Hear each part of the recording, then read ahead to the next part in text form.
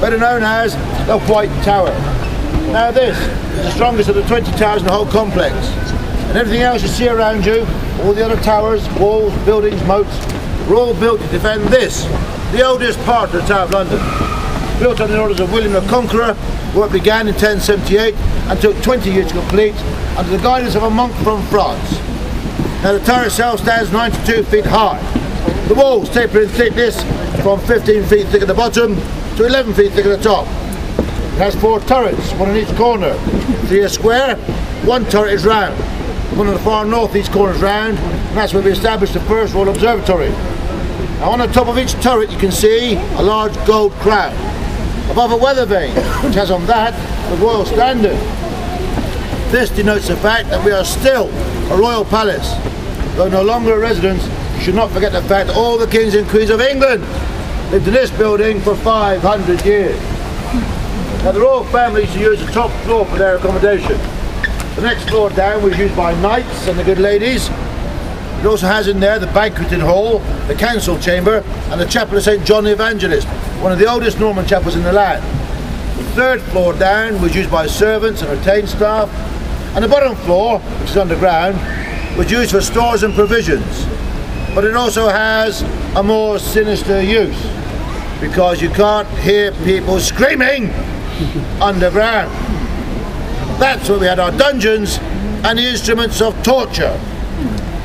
Now today, it is still a place of immense pain. Agony for some, mainly the men in the crowd actually. In there today we have a thing called a gift shop. But if you want to see some instruments of torture, go back down the hill on the left hand side of the archway. In the lower Wakefield you'll find examples of the rack and my favourite, Scavenger's Daughter. If you want to go in the White Tower from here, go all the way round and up the large wooden steps on the south side. Halfway up is the archway where the 2 boy princes were found. Now over my left shoulder is where some of our Tower ravens live. Legend has it, should these ravens ever leave the Tower of London, the White Tower will crumble and the monarchy will collapse. Therefore, in keeping with a royal decree passed by King Charles II, we must ensure at all times we always have at least 6 ravens here at Tower of London. We cheat just in case, we've got 9. Now these birds are very, very clever. They're smarter than parrots. They'll never leave the Tower of London. They know when they're onto a good thing. They mate for life. They're put away every night in the boxes in their pairs. They're out in the morning. They're fed twice a day. They have a choice of ox heart, chicken, beef, kidney, liver, half a rat, and a boiled egg every other day. They'll also never leave the Tower of London because we trim the flight feathers on one wing.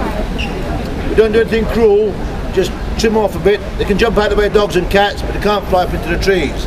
In the wild, a raven lives for about 8 years old. Our eldest one, Willem, he's going to be 22 this year.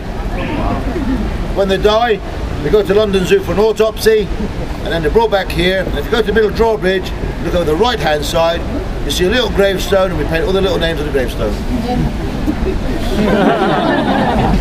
Now you're welcome to film the birds or take pictures as much as you want, no problem at all, ladies and gentlemen. But if you get too close, I should tell you these birds do bite. I know that, and it hurts. I know that too. They bite, they won't let go till they're ready, no matter how you scream and shake. So should you get bitten by one of these ravens, get my attention, I think I'll hear you screaming. I'll come across and assess what's holding on to you.